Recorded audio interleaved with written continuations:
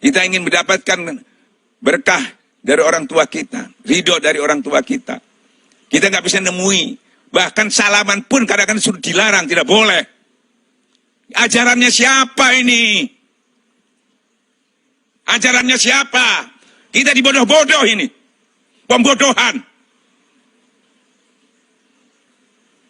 Orang Islam itu punya dalil sendiri, punya cara sendiri menyelesaikan. Bukan mengikuti orang-orang zalim, bukan mengikuti tauhid, bukan.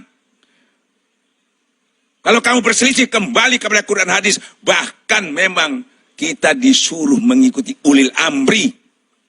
Ulil amri yang kamu tidak sepaham, kembali lagi kepada Quran. Sesungguhnya Quran itu obat, petunjuk, penawar. Kenapa nggak lewat situ? Karena pikiran kita selalu pakai akal logika saja. Ini. Sebulan, hampir 2 bulan kita. Nggak jelas arah kita kemana. Tokoh-tokoh kita, kemana dia semuanya. Yang hebat-hebat itu tadi. Kita ditinggalkan begitu aja. Sampai kalang kabut kita sendiri tanpa tuntunan tokoh-tokoh itu kita mencari masjid. Memaksakan supaya bisa sholat di masjid. Justru tokoh-tokoh itu terus menghimbaukan, menghalang-halangi. Melemahkan keyakinan kita. Melecehkan fadilah-fadilah yang didapatkan di dalam majelis zikir. Fadilah-fadilah kita berkumpul untuk belajar kepada Allah. Dihilangkan. Itu supaya kita tidak yakin. Karena cuma masalah menyelamatkan fisiknya ini. Tapi tidak menyelamatkan iman dan tauhidnya.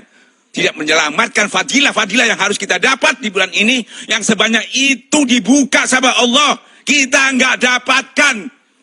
Gara-gara kita mengikuti tauhid.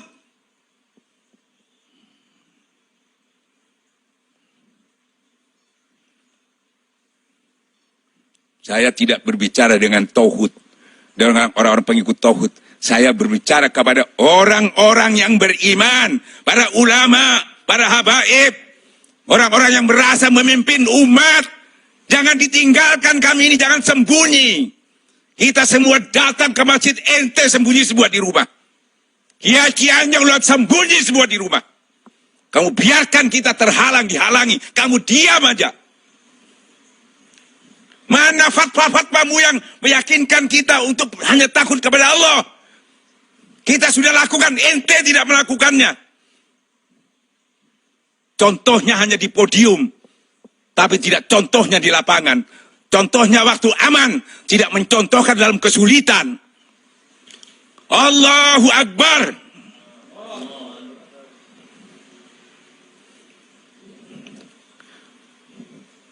Buktinya mana? Hasil daripada yang dilakukan selama ini. Allah itu maha tahu. Kemana kamu larinya selama ada kena musibah? Padahal perintahnya sudah kita tahu semua. Sesungguhnya orang-orang beriman itu kalau kena musibah, dia inna lillahi wa inna ilaihi raji'un. Kembali kepada Allah.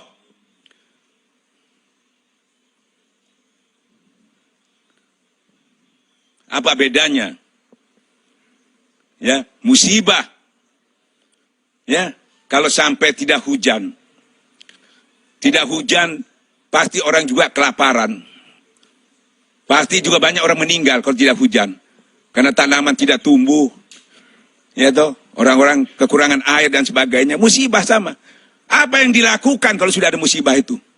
Berbondong-bondong orang itu ke lapangan. Memohon kepada Allah supaya diturunkan hujan. Minta kepada Allah. Seketika itu juga turun hujan. Selesai masalahnya. Kita masih berkutak, masih berdebat dan sebagainya. Dalil yang semudah itu nggak kita pahami. Allah memberikan sederhana. Kita yang memakai akal pikiran kita. Yang tidak sama sekali ada tuntunannya kepada Allah. Itu yang dipakai. Lebih banyak mengikuti tauhid itu daripada Quran dan hadis. Quran hadis itu cuma dibaca. Yaitu tur iso moco, lus iso dongeng. tapi tidak diwujudkan dalam kehidupan ini. Nih, kita ditinggalkan. Mana orang-orang yang mengaku memimpin umat? Kita semua sholat ini memaksakan diri, memaksa masjid. Mana yang turun? Gak ada. Lari semua, sembunyi semua. Bahkan tetap memberikan informasi menakut-nakuti. Bahkan tetap mengimbaukan di TV, di mana tetap tidak berubah menghalang-halangi. Padahal tadi disebutkan siapa yang lebih zalim. Mengusir, menghalang-halangi orang ke menyebut-nyebut di masjid-masjid Allah itu. Siapa yang lebih zalim? Masya Allah, Masya Allah. Kita cukup sudah waktunya sabar ini. Kita menjerit kepada Allah, mudah-mudahan orang-orang pemimpin-pemimpin yang kita harapkan itu tadi bisa terbuka hatinya, kembali kepada Allah. Kembali kepada Allah, kembali kepada Allah. Jangan sampai jadi ulama su. Ya, jangan sampai jadi ulama su yang takut. Hubud dunia, takut mati. Takut mati karirnya, takut mati kena corona. Gitu. Masya Allah. Para ikhwan yang dimuliakan Allah. Masya Allah, kita mengharapkan orang-orang itu menjadi tuntunan kita. Ternyata kita ditinggalkan. Karena kita dibiarkan. Bahkan dinilai kita itu melakukan itu dikatakan sombong kita. Dikatakan orogan. Dinilai, ditafsirkan begitu. Masya Allah. Ya Allah ya Rabbi, ya Masya Allah. Tuh, nggak malu kita di desa-desa. Semua orang ke masjid. Nggak boleh di masjid, di lapangan. Di Jakarta, semua orang memaksakan. Nggak malu tokoh-tokoh itu. Sudah mengalir nggak didengar itu. Yang didengar Allah. Seharusnya malu itu. Orang-orang yang kelihatannya ilmunya sedikit, tapi dia berani mempertaruhkan, katakanlah, jiwanya untuk mendapatkan yang lebih besar daripada mudarat yang diberikan oleh corona itu tadi. Dia lebih berani.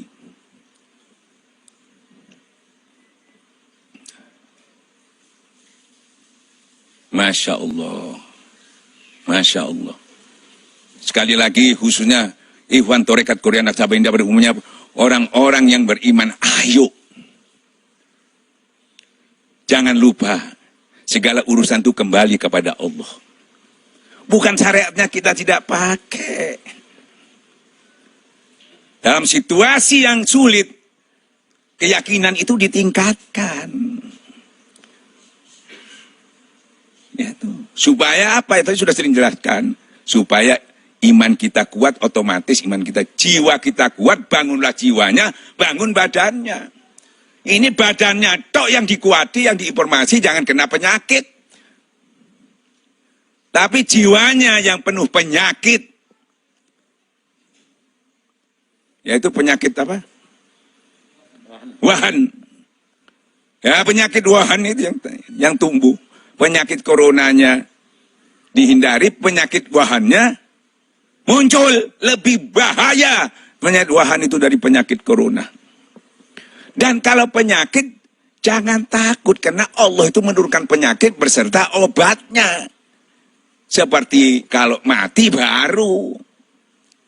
Mati tidak bisa kita diskusikan, gak bisa. Hatta kamu dalam benteng kuat yang ujung langit. Ya, di gedung yang tinggi sekalipun, kamu harus mati dan kamu keluar untuk mencari kematian itu tadi. Bayangkan ketakutan kita. Saking takutnya sehingga takutnya tidak menang ketakutan di dalam cara menyelesaikan masalah. Bayangkan satu. Orang sudah ditakuti dengan corona. Walaupun belum ada, di daerah itu sudah ditakut-takuti. Dan orang mau periksa, itu harus bayar itu. Saya sudah kena apa enggak? Kalau enggak punya uang, kecuali memang ada pemeriksaan langsung. Tapi kalau kita mau periksa langsung itu bayar. Dari mana uangnya? Untuk memeriksa bahwa saya kena apa enggak. Karena harus bayar. Kecuali ada gratis pemeriksa langsung baru enggak bayar. Kedua, takutnya lagi kalau ada yang kena, satu orang aja, ini diisolasi. Satu rumah. Kalau ada bayi itu ada siapa? Terus tutup semua.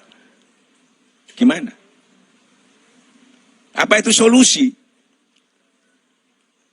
Jadi ketakutannya bertambah.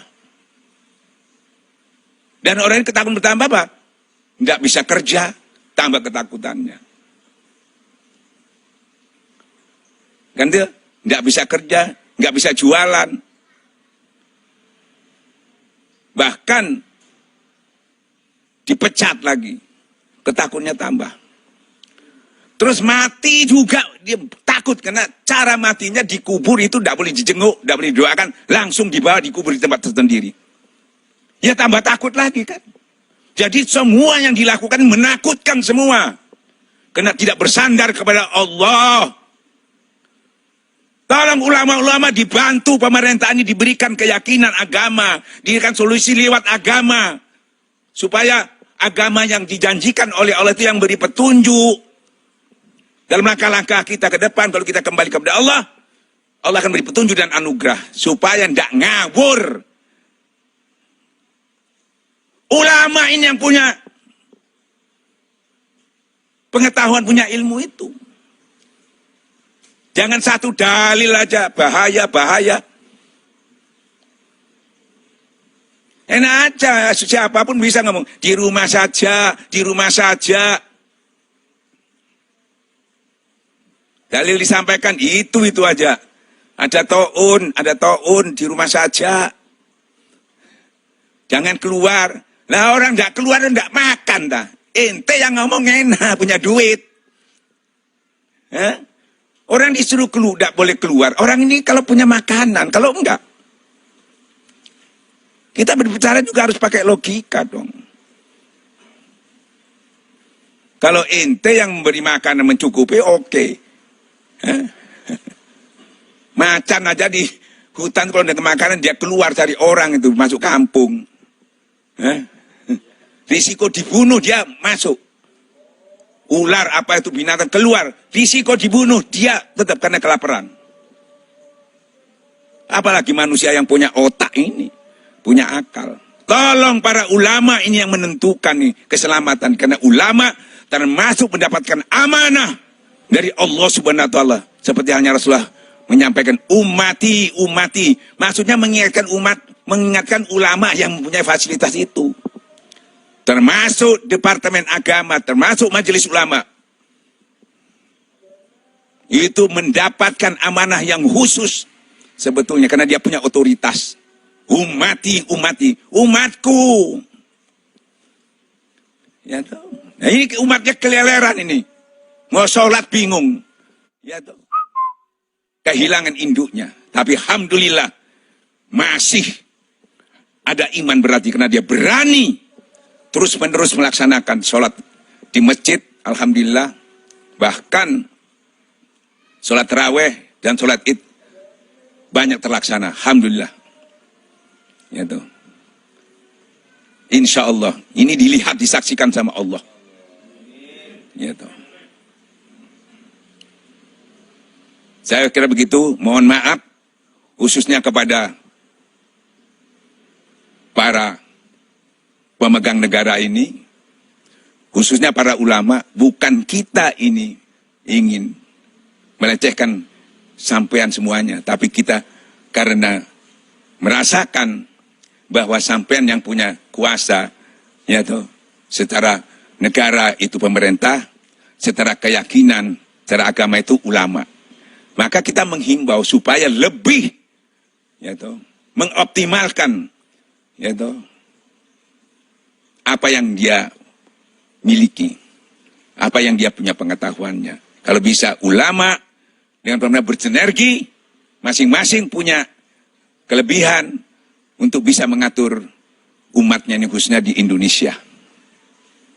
Jangan buruk sangka lagi, jangan kita yang menyampaikan ini dikira melecehkan negara.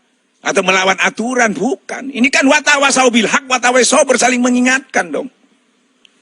Saling mengingatkan, dianjurkan, bukan tolong-menolong dalam kejahatan ini.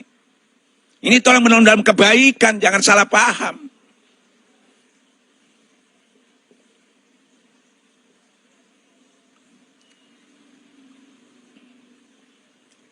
Gak kasihan sekarang. Anak-anak kita jadi bodoh semua, gak ada yang sekolah. Di rumah katanya, di rumah. Mana keluyuran semua itu. Malah ditangkap di Satpol PP, masuk ke mall, main game, main apa dan sebagainya. Nggak bisa. Giring semua toko-toko kita nih, toko-toko yang biasa mengumpulkan umat. Biasanya kan toko-toko ini mengumpulkan umat. Para ulama biasanya bisa mengumpulkan umat itu. Bahkan pejabat-pejabat itu banyak memanfaatkan habaib pak kiai-kiai untuk minta tolong didoakan. Untuk mensukseskan dirinya menjadi pejabat, untuk mensukseskan bagaimana negara ini supaya aman, tentram. Boleh, bagus. Kenapa ini tidak? Balik sekarang ulama datang ke pemerintahan. Sampaikan juga keinginan kita untuk menyelamatkan umat ini. Yang kita tahu dan kita yakini tidak ada yang bisa menyelamatkan kecuali Allah. Kalau kita tidak full kembali kepada Allah. Tidak bisa. Semuanya ada di tangan Allah. Itu. Pasti. Gitu. Para umaro akan bisa mengabulkannya. Karena dia juga banyak nggak ngerti, mungkin nggak tahu karena dia bukan ulama. Nah, diberi pengertian, jangan diikuti kalau salah. Jangan diikuti kalau lemah, kalau jangan diikuti kalau mudorot.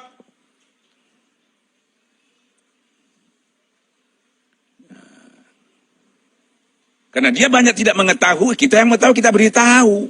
Bukan kita mengikuti. Mengikuti sebagian kecil.